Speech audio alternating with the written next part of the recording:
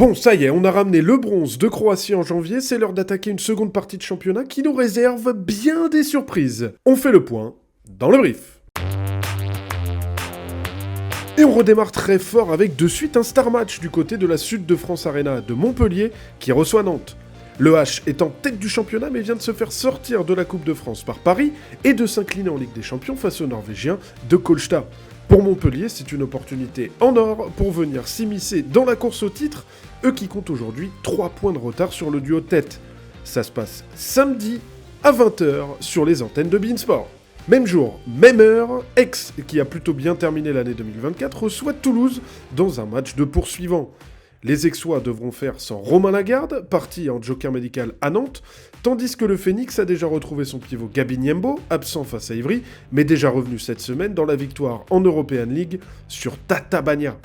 Le match sera donc à 20h samedi, mais sur Handball TV. Et puis on reprend les bonnes habitudes avec notre milieu de classement ultra serré, on suivra de près les matchs entre Nîmes 8e et Chartres 10e, mais aussi Tremblay 9e face à Cession 14e, ainsi que Créteil 11e qui reçoit Limoges décevant 12e, mais qui garde la confiance en European League. Côté Pro League, on a déjà repris fort la semaine dernière, mais ça continue avec des chocs à nouveau. Caen, vainqueur de Frontignan vendredi dernier, se déplace chez le nouveau leader Dijon cette fois-ci, en quête d'un second gros résultat de rang. Cherbourg, sèchement battu par Ponto, reçoit cette fois-ci Nancy.